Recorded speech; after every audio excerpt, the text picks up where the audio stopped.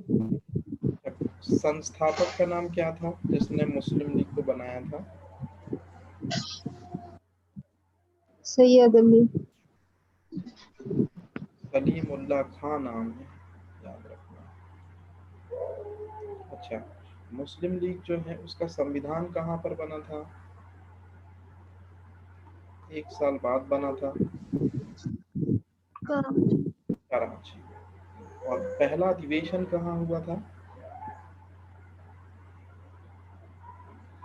भारतीय राष्ट्रीय कांग्रेस का। अमृतसर।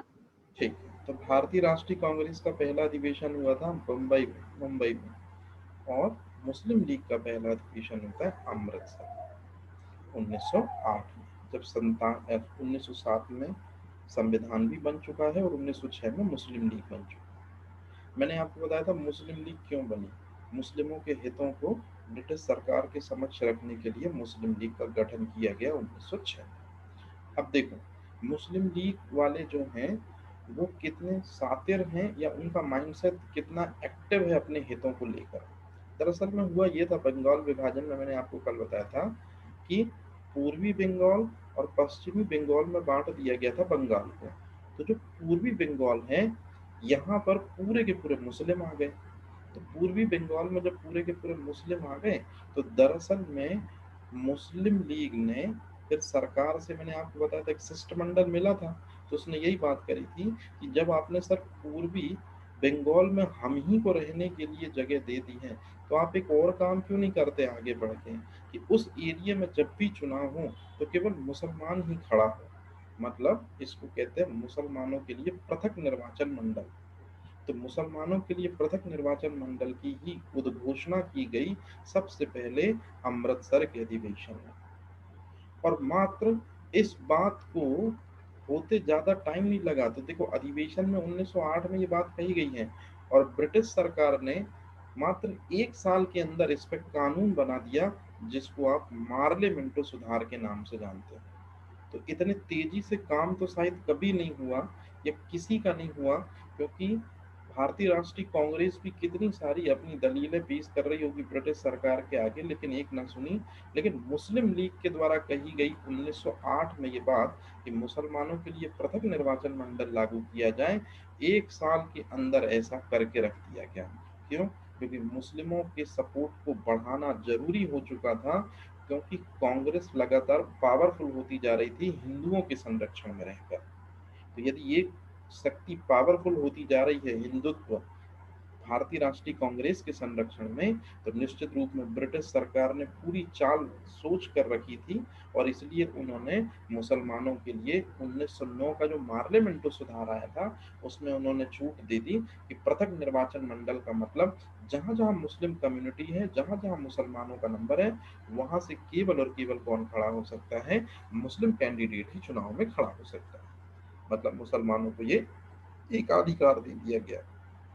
अब एक व्यक्ति का नाम कभी भी आप अगर पढ़ेंगे पाकिस्तान के निर्माण में, तो मोहम्मद अली जिन्ना के बिना ये पूरा नहीं हो सकता। तो जिन्ना जो अपने आप को, जिसके नाम पर पाकिस्तान बना, याद रखना, ये शराब भी पीते थे, जबकि शराब जो है वो इस्लाम में हराम है।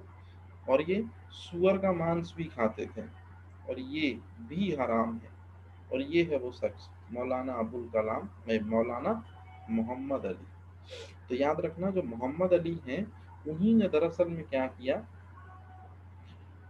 मुस्लिम लीग के जो विचार हैं उनको प्रचारित और प्रसारित करने के लिए एक अंग्रेजी अखबार शुरू किया। पूछा जाता है कॉमरेड का प्रकाशन किसने किया? मोहम्मद अली ने, याद रखना। दूसरा क्वेश्चन पूछा जाता है, इन्होंने उर्दू लैंग्वेज में भी एक समाचार पत्र का संपादन किया। उर्दू में इसलिए ताकि लोकल आवाम मुस्लिम लोग परिचित हो सकें अपने अधिकारों से, और अंग्रेजी इसलिए ताकि इंटरनेशनल लेवल पर एक दबाव बनाया जा सके पाकिस्तान या मुस्लिम कम्युनिटी को लेकर के। ये पूरी की पूरी चाल सोच समझकर मोहम्मद अली आए, या जिन्ना साहब आए। आगे चल के इन्होंने ही अल हिलाल समाचार पत्र की शुरुआत की, जिसमें राष्ट्रवादी विचारों को प्रमुखता से जगह दी गई। तो ये भी चीज याद रखना कि अल हिलाल भी इन्हीं की। अब आता मोस्ट इंपॉर्टेंट चीज, 1909 में क्या हुआ कि 1909 में बहुत इंपॉर्टेंट है, क्रांतिकारी गतिविधियां शुरू हो गई हैं और ये अपन ने पहले भी पढ़ लिया। एक व्यक्ति का नाम पढ़ा था अपन ने, मदन लाल ढींगरा। इसने करजन वायली को गोली मार दी। दरअसल में है क्या, थोड़ा सा दो तीन चीजें देख लो, इसमें दो तीन क्वेश्चन आजकल आ रहे हैं कि लंदन में इंडियन नेशनल एसोसिएशन का वार्षिक उत्सव था। ये है दरअसल में जलसा। तो इस अवसर पर भाग लेने के लिए बहुत अधिक संख्या में भारतीय भी गए थे और बहुत अधिक संख्या में अंग्रेज भी गए थे। उन्हीं अंग्रेजों में एक व्यक्ति है करजन वायली। अब ये करजन वायली कौन है? करजन वायली इंडिया ऑफिस के सेक्रेटरी हैं या इंडियन ऑफिस में राजनीतिक सलाहकार हैं। दरअसल में इनके साथ एक और व्यक्ति है जिनका नाम है कावस जी लाल काका। याद रखना, एक ये व्यक्ति और एक करजन वायली, ये दोनों के दोनों 1 जुलाई 1909 को कहाँ पहुंचते हैं? वार्षिकोत्सव में इंडियन नेशनल एसोसिएशन के। अब सवाल पैदा ये होता है कि इसी भीड़ में धीरे से एंटर होते हैं मदन लाल ढींगरा। और मदन लाल ढींगरा जो है वो गोली मार देते हैं। तो गोली मारते हैं तो शुरुआत में गोली डॉक्टर साहब डिफेंस करते हुए उनको लग जाती है और बाद में करजन वायली की भी डेथ हो जाती है। तो ये जो परिघटना है, अब मेरी बात ध्यान से सुनना, कि करजन वायली और डॉक्टर पारसी डॉक्टर जो है कावस जी काका, इनको जो गोली मारी गई थी वो मारी गई थी 1 जुलाई 1909 को। अब सवाल पैदा होता है गोली क्यों मारी गई थी? क्योंकि जो एक करजन वायली है और ये व्यक्ति उनको बोलता था कि भारतीयों को या तो काला पानी भेजो यदि बहुत ज्यादा जिद में है वो, और यदि बहुत परेशान कर रहे हैं तो उनको तत्काल फांसी की सजा दे दो। मतलब क्रूर यातनाएं और फांसी की सजाओं में इन दोनों का नाम निकलकर सामने आया था। इसलिए मदन लाल ढींगरा ने क्या किया, इनको ढेर कर दिया। अब आता मोस्ट इम्पॉर्टेंट, 23 जुलाई 1909 को ब्रिटिश पार्लियामेंट के सामने, जब ब्रिटिश अभियोग के सामने लाया गया, न्यायालय के सामने लाया गया, इन पर सरकार के खिलाफ अवमानना का आरोप भी लगाया गया। फिर इन व्यक्तियों की हत्या का आरोप भी लगाया गया और फिर सांस्कृतिक दस्तावेजों से छेड़छाड़, क्योंकि कल्चरल प्रोग्राम था, मतलब बहुत सारे केसेस लगाए गए। शहर स्वीकार कर लिए इस 25 साल के नौजवान ने। अब आता मोस्ट इम्पॉर्टेंट, ये डेट आप याद रखेंगे, 17 अगस्त 1909। तो 17 अगस्त 1909 को ये 25 साल का जो नौजवान है मदन लाल ढींगरा, इसको फांसी दे दी जाती है। और फांसी कहाँ दी जाती है? पेंटाविले जेल जो लंदन में है, याद रखना, इंपॉर्टेंट ये चीज। और इसी जेल में सरदार उधम सिंह को भी फांसी दी गई थी। ये वही है सरदार उधम सिंह जिनका नाम शेर सिंह है। जलियांवाला बाग हत्याकांड में इन्होंने जाकर मेजर जनरल डायर को जो गोली मारी थी 1940 में, ये वही व्यक्ति है, नाम है सरदार उधम सिंह। तो इनको भी दरअसल में इसी जेल में फांसी दी गई थी। अब यदि आपसे पूछा जाए कि इंडिया ऑफिस क्या है, क्योंकि ये जो व्यक्ति था करजन वायली, ये इंडिया ऑफिस में राजनीतिक सलाहकार है, तो ये आप आराम से पढ़ें, ये आपको यहाँ मिल जाएगा, जो उसका कोई भी रिलेशन फ्री से नहीं है।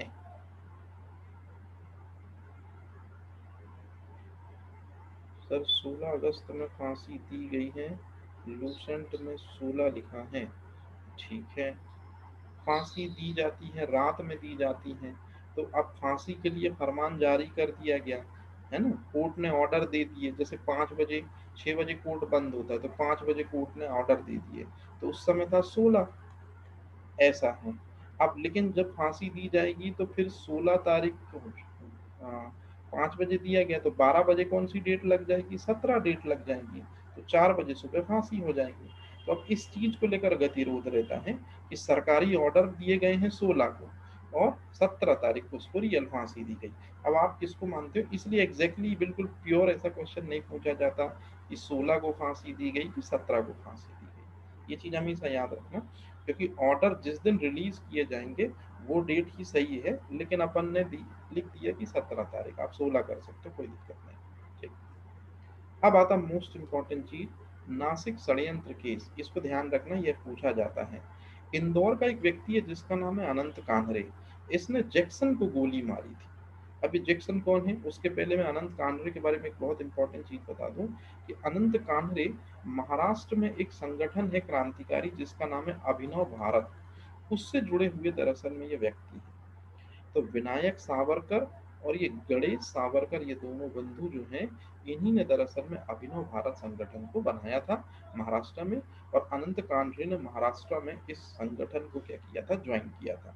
अब इस संगठन में ये चीज दिमाग में डाली गई अनंत कान्हरे के, विनायक सावरकर और गणेश सावरकर के द्वारा, कि जो ये व्यक्ति है जिसका नाम मैंने आपको बताया जैक्सन, ये है कौन, पहले मेरी बात सुन लो। दरअसल में ये था नासिक का मजिस्ट्रेट, जो दरअसल में लोगों को सजाएं सुनाता था। अब आपको समझ में आ गया होगा कैसी सजाएं सुनाता था, हिंदुस्तानियों को क्रूर सजाएं सुनाता था। तो इसके कार्य से खुश होकर गवर्नमेंट ने इसको, मतलब ब्रिटिश सरकार ने इसको मुंबई का कमिश्नर बनाया था। याद रखना, ये है बेसिकली नासिक का मजिस्ट्रेट, लेकिन इसके कार्य से खुश होकर कि ज्यादातर ये कठोर यातनाएं हिंदुस्तानियों को देता था, तो अब ये मुंबई के कमिश्नर बन चुके हैं। तो नासिक से मजिस्ट्रेट, नासिक का मजिस्ट्रेट था, जो अब मुंबई का कमिश्नर है, अनंत कानरे। ये जब एक मराठी नाटक देखने के लिए एंटर होता है एक सभागृह में 21 दिसंबर 1909 को, तभी इस बार एक 25 साल का नहीं बल्कि एक 18 साल का नौजवान आता है जिसका नाम है अनंत कानरे, वो जैक्सन को गोली मार देता है। तो आपसे सीधा पूछा जाएगा अनंत कानरे ने जैक्सन को गोली मारी। कई बार ये पूछ लेते हैं कि जैक्सन कौन है, याद रखना नासिक के मजिस्ट्रेट हैं, जो हाल ही में किस रूप में ट्रांसफर हुए थे, मुंबई के कमिश्नर के रूप में ट्रांसफर हुए थे। लेकिन यदि मैं पूछूं कि मदन लाल ढींगरा ने किसको गोली मारी, तो करजन वायली को गोली मारी। और ये भी दरअसल में एक प्रकार का कौन है, मजिस्ट्रेट है, जो दरअसल में क्या देता। अच्छा, ये आप लोग ध्यान रख लेना, जरा पता कर लेना जज और मजिस्ट्रेट में क्या फर्क होता है, ये आप लोग से इंटरव्यू में जरूर पूछते हैं, तो ये चीज हमेशा याद रखना। अब चलते हैं अपन आगे।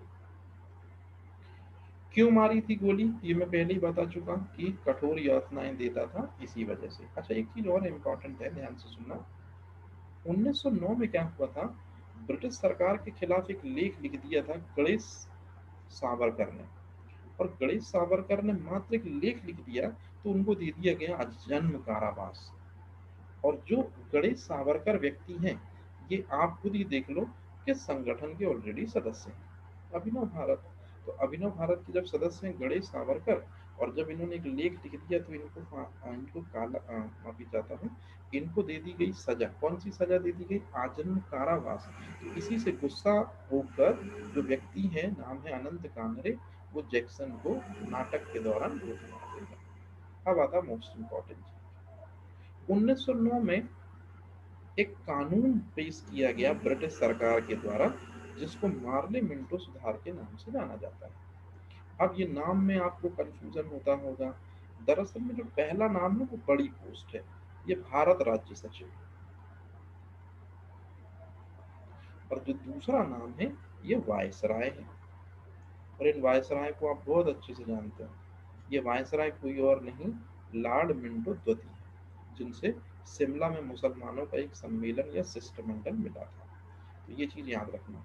तो 1906 में लॉर्ड मिंटो से मुसलमानों का शिष्टमंडल जो मिला था, और उसने कौन सी डिमांड रखी थी, पृथक निर्वाचन मंडल की मांग रखी थी, कि पूर्वी बंगाल में जहां मुसलमानों का नंबर ज्यादा है, वहां से केवल मुस्लिम कैंडिडेट ही खड़ा हो, इस बात की हमको क्या दे दो आप, कानूनन मान्यता।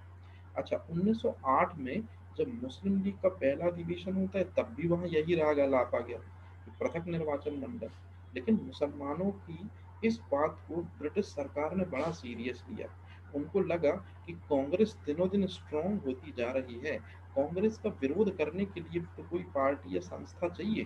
तो इसलिए दरअसल में मुसलमानों की मांगों को उन्होंने जायज ठहराते हुए सन 1909 में संप्रदाय के आधार पर पृथक निर्वाचन मंडल कानून दे दिया। कहने का मतलब है, आपसे क्वेश्चन पूछा जाएगा कि संप्रदाय के आधार पर निर्वाचन मंडल कब दिया गया या किस कानून में दिया गया, तो 1909 के मार्ले मिंटो सुधार में दिया गया था। आगे चल के ये चीज मुसलमानों के दिमाग में घर कर गई कि हमारा नंबर जहां ज्यादा होगा वहां का एरिया हमारा होगा, और वहां से केवल मुस्लिम कैंडिडेट ही चुनाव में खड़ा हो पाएगा। तो इसी शर्त पे उन्होंने आगे चल के पाकिस्तान की नींव रखी।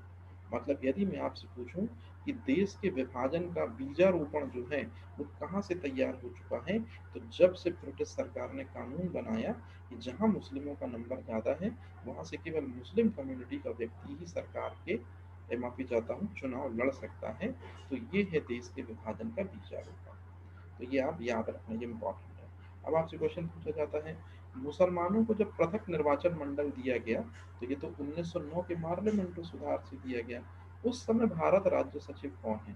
तो यदि आपको ये बहुत अच्छे से पता है कि मार्ले जो है भारत राज्य सचिव हैं और मिंटो वायसराय हैं, और मुसलमानों को पृथक निर्वाचन का अधिकार 1909 में मिला है, तब आपसे कोई भी क्वेश्चन पूछ लिया जाए आपसे बन जाएगा। ध्यान रखना, इंपॉर्टेंट है ये चीज। अब आता 1911, बहुत इंपॉर्टेंट है ये चीज, हालांकि आपको भी पता है, मैं बहुत आराम से दो तीन चीजें बता रहा हूँ, उनको दिमाग में जरूर रखना। दरअसल में 1905 में जो बंगाल विभाजन हुआ है, और उसके बाद 1906 में वो कैसे आगे बढ़े आपने देखा। गर्म पंथियों की अलग मांगे हैं, नरम पंथियों की अलग मांगे हैं, मतलब, और बंगाल में आए दिन क्रांतिकारी गतिविधियां बढ़ती जा रही हैं जब से लॉर्ड कर्जन ने ये फैसला किया था। तो लॉर्ड कर्जन का फैसला हिंदू और मुसलमानों में फूट कराने का था, लेकिन विद्रोहों का नंबर लगातार बढ़ते जा रहा था, तो ब्रिटिश हुकूमत संभाल पाने में धीरे धीरे धीरे धीरे नाकाम सी होने लगी। तो फिर फाइनल में समय आता है सन 1911। इंग्लैंड के सम्राट हैं जेम्स प्रथम, बहुत इंपॉर्टेंट है क्वेश्चन, ये हिंदुस्तान की यात्रा पर आते हैं। आपसे पूछा जाएगा हिंदुस्तान आने वाला सबसे पहला इंग्लैंड का सम्राट कौन है, तो आंसर है जेम्स प्रथम। तो जेम्स प्रथम जब आते हैं, तब अपने साथ में ये पत्नी मेरी को भी लेकर आते हैं। अब याद रखना, कई किताबों में जेम्स प्रथम है, कई किताबों में जॉर्ज पंचम भी है, तो जेम्स प्रथम को जॉर्ज पंचम ही दरअसल में कहा जाता है, उस पर कंफ्यूज मत होना। तो इंग्लैंड के सम्राट हैं जॉर्ज पंचम, वो अपनी बीवी के साथ आए हैं मैरी। उस समय वायसराय जो है मिंटो है नहीं है, याद रखना, मिंटो के बाद अगला जो वायसराय बनता है लॉर्ड हार्डिंग है 1911 में वायसराय। तो दरअसल में लॉर्ड हार्डिंग ने क्या किया, इतना बड़ा आदमी आ रहा है, तो निश्चित रूप में दिल्ली में क्या किया, एक भव्य दरबार का आयोजन किया। अब सवाल पैदा होता है, इस भव्य दरबार का आयोजन करने का कुछ तो मकसद होगा। जी हाँ, 16 अक्टूबर 1905 ये वही डेट है जिस दिन बंगाल विभाजन को लागू किया गया था बंगाल में। इस बंगाल विभाजन को अप्रभावी कर दिया जाता है इस डेट से, ये 12 दिसंबर 1911 से, ये चीज याद रखना। और कौन इसको रद्द करता है, तो सम्राट जॉर्ज पंचम इसको रद्द करता है। ये जो बंगाल विभाजन चला आ रहा था, उसको रद्द कर दिया जाता है। इसका मतलब है यदि किसी को लगता है कि वो अपने पुरानी जगह पर लौटना चाहे तो लौट सकता है, और नहीं लौटना चाहे तो वहीं रह सकता है। मतलब लॉर्ड कर्जन का बंगाल विभाजन रद्द हो जाता है। तो ये है जॉर्ज पंचम के आने का पहला कारण। अच्छा, दूसरा सबसे अहम कारण, दरअसल में लॉर्ड हार्डिंग ने ही चिट्ठी लिखी थी जेम्स प्रथम को या जॉर्ज पंचम को कि सर, जब से कोलकाता राजधानी बनी हुई है और 1905 के विभाजन के बाद से क्रांतिकारी गतिविधियां बड़ी तेज होती जा रही हैं, और जहाँ पर भी राजधानी रहती है आप भी जानते हो वहाँ बहुत सारे विभागों के मंत्री और मिनिस्टर काम करते हैं। तो निश्चित रूप में जब ब्रिटिश सरकार के मंत्री या मिनिस्टर निकलते थे, तो जनता घात लगाकर उनको निपटाने की सोचती थी या ब्रिटिशों को मारने की सोचती थी। तो कहने का मतलब है राजधानी सेफ नहीं थी, तो इसलिए अब एक दूसरी राजधानी की जरूरत थी। तो इसी वजह से लॉर्ड हार्डिंग जो है उसने क्या किया, या लॉर्ड हार्डिंग ने ही दरअसल में राजधानी कलकत्ता से हटवाई और राजधानी दिल्ली बनवाने की सोची थी। ये भी मकसद था दरअसल में जेम्स प्रथम के आने का, कि जो कोलकाता की राजधानी उसको अलग किया जाए और नई राजधानी दिल्ली बनाई जाए। तो इसलिए दिल्ली में भव्य दरबार का आयोजन जो किया गया था, उसके दो कारण थे, पहला बंगाल विभाजन रद्द करना, और दूसरा राजधानी का कोलकाता से कहाँ ट्रांसफर करना था, दिल्ली ट्रांसफर करना था। अब यदि मैं आपसे पूछूं कि बताइए जरा, 1 अप्रैल 1912 को भारत की राजधानी कौन बनती है, तो याद रखना 1 अप्रैल 1912 से पहले भारत की राजधानी कोलकाता हुआ करती थी, लेकिन जॉर्ज पंचम के द्वारा लॉर्ड हार्डिंग के भव्य दरबार कार्यक्रम के द्वारा 1 अप्रैल 1912 से कोलकाता नहीं, अब भारत की राजधानी क्या होगी, दिल्ली होगी। तो ये क्वेश्चन पूछा जाता है, इसको ध्यान रखना। अच्छा, 1912 में एक वो चीज की गई जो 1905 के बंगाल विभाजन में असल में की गई थी, लेकिन उसको बैन करा दिया गया था। दरअसल में एक बहुत बड़ा एरिया था बंगाल, प्रशासनिक नियंत्रण अंग्रेजों के लिए हो रहा था मुश्किल, तो इसलिए उन्होंने बंगाल को दो पार्ट में बांट दिया। दरअसल में 1912 में बंगाल से बिहार को भी अलग कर दिया गया और उड़ीसा को अलग कर दिया गया, और दलील ये दी गई कि प्रशासनिक नियंत्रण, मतलब ये एरिया बड़ा है, हम इसकी देख रेख एक साथ नहीं कर सकते, अलग अलग पार्टीशन में डिवाइड करके हमको इस एरिया की देख रेख करनी है। तो ये भी क्वेश्चन पूछा जाता है कि किस सन में बिहार और उड़ीसा बंगाल से पृथक हुए। ये चीज आप याद रखना, 1912। भारत आने वाला सबसे पहला सम्राट कौन है? नो डाउट सम्राट जॉर्ज पंचम है। अब यदि मैं आपसे पूछूं कि जॉर्ज पंचम जब हिंदुस्तान आते हैं, पहली बार कोई ब्रिटिश सम्राट हिंदुस्तान आया है, तो उनकी शान में कुछ ना कुछ तो किया जाएगा। तो यहाँ कुछ साहित्यकारों के मैं नाम लिख रहा हूँ जो आपको बिल्कुल भी ध्यान नहीं रखने हैं, केवल आप सुन लो और अलग कर देना। साहित्यकार है बद्री नारायण चौधरी। इसने दरअसल में जॉर्ज पंचम की शान में एक गाना गाया जिसका नाम है सौभाग्य समागम। उसी तरह से प्रेमधन और अयोध्या सिंह उपाध्याय ने गाना गाया शुभ स्वागत, मतलब ये टाइटल सॉन्ग है। हरिऔध और श्रीधर पाठक ने जॉर्ज वंदना गाई थी। नाथुराम शर्मा ने महेंद्र मंगलाष्टक की रचना करी थी। अब आता मुद्दे की चीज। रविंद्रनाथ टैगोर ने इस अवसर पर जब जॉर्ज पंचम हिंदुस्तान में आए हैं, भारत भाग्य विधाता मतलब जन गण मन गाया था। तो आपसे पूछा जाता है कि जनगण मन को किसके रूप में गाया था? तो भारत भाग्य विधाता के रूप में गाया था। जब ये चीज पढ़ी, ये चीज सुनी, इन सब की चीजें सुनी, तो सबसे ज्यादा प्रभावित हुए थे जॉर्ज पंचम टैगोर जी के भारत भाग्य विधाता कृति से। और उस समय ये नोबल समिति के अध्यक्ष भी थे 1912 में। तो उन्होंने इच्छा जाहिर करी कि तुमने ये जो जनगण मन लिखा है, इसके लिए मैं तुम्हें नोबल प्राइज देना चाहता हूँ। तो रविंद्रनाथ टैगोर ने बड़े आराम से मना करते हुए कहा कि साहब इसके लिए मत दो, अगर सच में आपको देना ही है तो आप गीतांजलि के लिए मुझे दे दो नोबेल प्राइज। तो बस 1913 में नोबेल प्राइज गीतांजलि के लिए जो मिला है वो इसी वजह से मिला है, मतलब 1911 के तार कहीं ना कहीं 1913 से जुड़े हैं, जब जॉर्ज पंचम हिंदुस्तान आते हैं और उनकी अगुवाई में गाना गाते हैं रविंद्रनाथ टैगोर जी। ध्यान रखना। अब एक क्वेश्चन और पूछा जाता है। टैगोर साहब के गाने से इतने प्रसन्न हुए पंचम साहब कि उन्होंने इनको सर की उपाधि प्रदान की।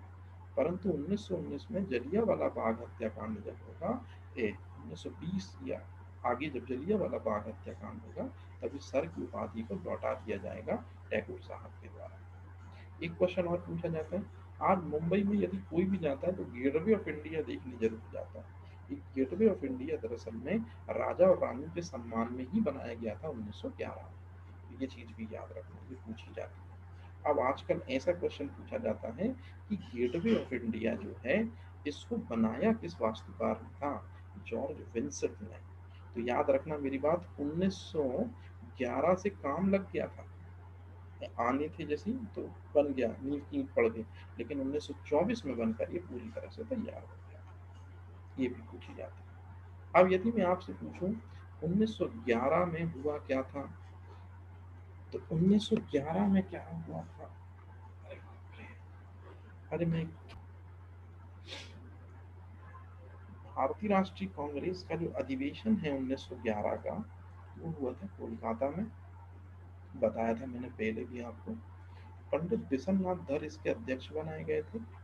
और इस अवसर पर या इस सम्मेलन में क्या हुआ था, अधिवेशन में पंडित गुरुदेव रविंद्रनाथ टैगोर ने जो 1911 में गाना गाया था जॉर्ज पंचम के सम्मान में, इस बार उसी गाने को सभी कांग्रेसी लोग गा रहे हैं मंच से कोलकाता के। ये बहुत बड़ी घटना थी। तो आपसे क्वेश्चन पूछा जाएगा कि कांग्रेस के मंच से पहली बार कब गाया गया?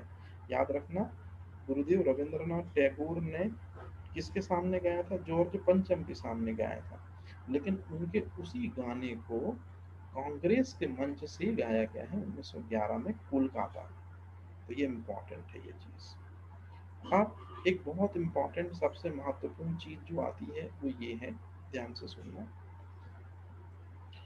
यदि मैं आपसे पूछूं कि इस जो जनगण मन है, इसको संगीतबद्ध किसने किया है, तो याद रखना ये व्यक्ति का नाम है, अच्छे से देख लो, रायलसीमा क्षेत्र में रहने वाला एक व्यक्ति है मदन पिल्लई।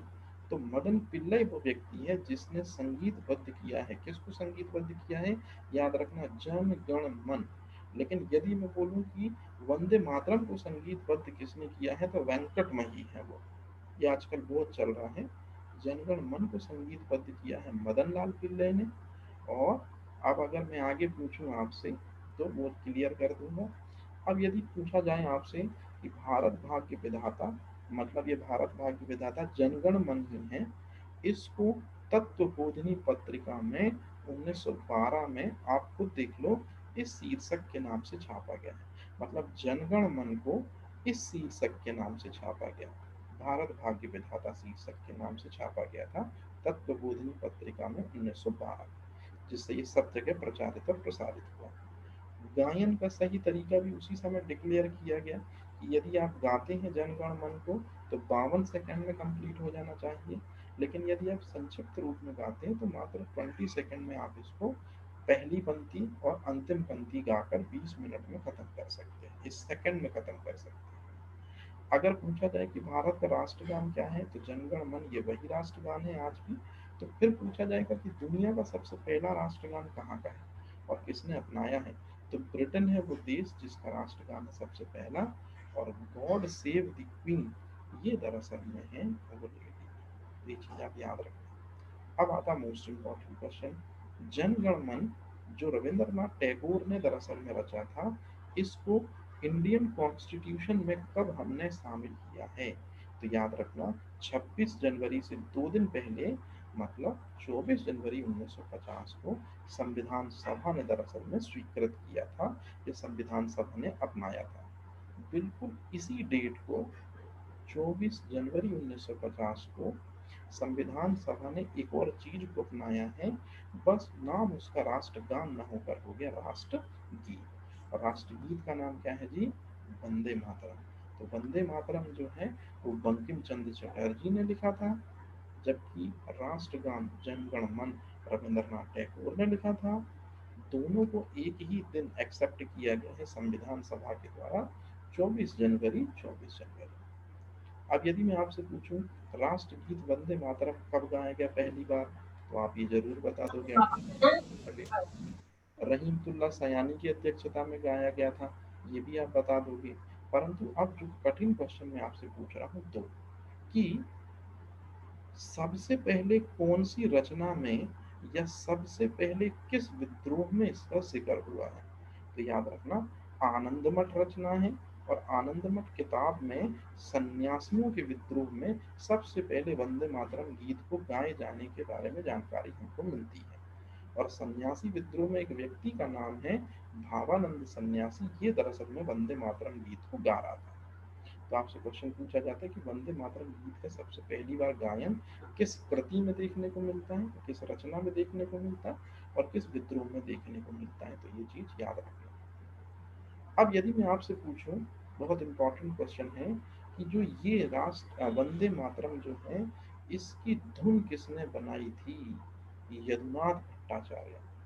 और यदि उसको हम गाते हैं 52 सेकंड में, तो भैया इसको कितने में गाते हैं?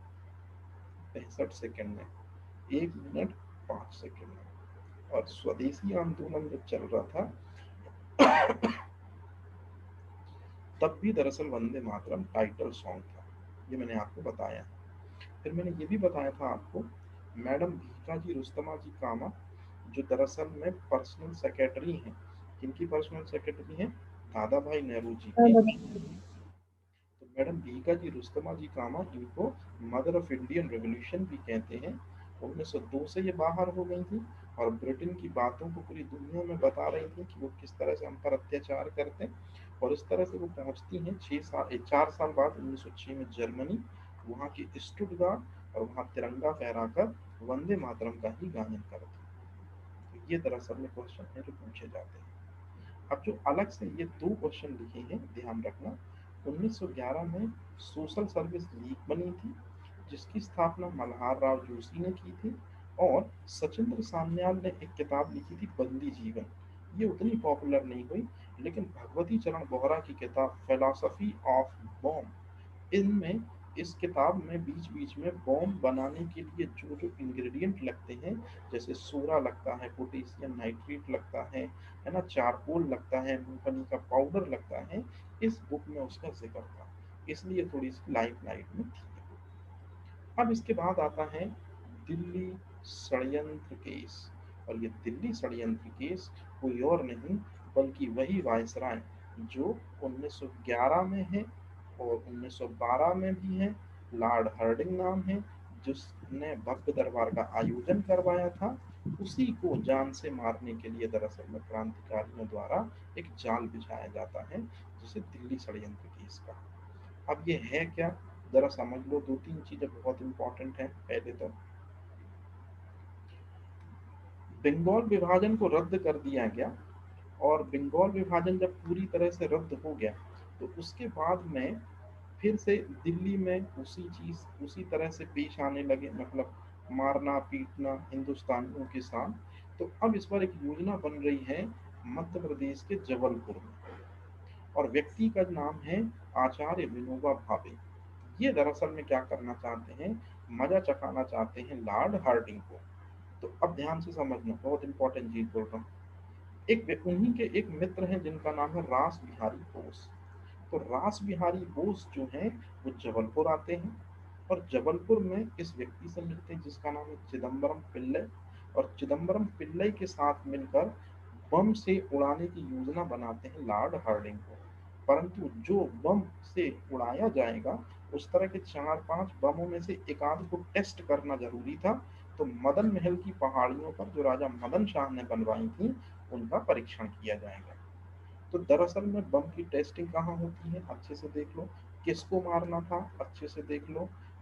जबलपुर का कौन सा व्यक्ति इस काम में मदद करता है, अच्छे से देख लो। और वास्तविकता में व्यक्ति है कौन, रास बिहारी बोस। ये आते हैं दरअसल में इनके पास में, चिदम्बरम पिल्लई के पास। अब हुआ ये कि कोलकाता से राजधानी जो है वो कहाँ स्थानांतरित हो रही है, दिल्ली स्थानांतरित हो रही है। अपन 1912 का वाकया पढ़ रहे हैं, याद रखें। तो 1912 में लॉर्ड हार्डिंग और उनके सहयोगी जो हैं बस आने वाले हैं। बढ़िया तरीके से साजो सामान सजा हुआ है, दिल्ली को पूरा दुल्हन की तरह सजाया गया है। डेट है 12 दिसंबर 1912। इसमें कोई दिक्कत नहीं होगी, मेरे को मालूम है, क्योंकि ये भी 12, ये भी 12 और यहाँ भी 12।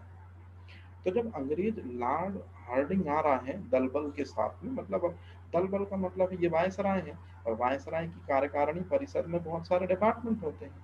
तो वो सारे के सारे लोग आ रहे हैं, कोलकाता से दिल्ली में प्रवेश हो रहा है। तो बस 22 दिसंबर 1944 को जैसे ही दिल्ली में एंट्री होगी और जुलूस पहुंचेगा दिल्ली के चांदनी चौक, और चांदनी चौक में भी मारवाड़ी पुस्तकालय के सामने, बस दो व्यक्ति हैं, पहला है सचिंद्र सान्याल और दूसरा वही व्यक्ति रास बिहारी बोस जिसने योजना बनाई थी। उसने फेंक दिया लॉर्ड हार्डिंग पर बम। लॉर्ड हार्डिंग पर बम फेंका गया। लॉर्ड हार्डिंग जो है नीचे गिर जाता है और तत्काल मारा जाता है। लेकिन ऐसा लगा कि मारा जाता है, लेकिन लॉर्ड हार्डिंग मारा नहीं गया था, मात्र गिरा था, मूर्छित हो गया था, और बाद में उसको बचा लिया जाता है।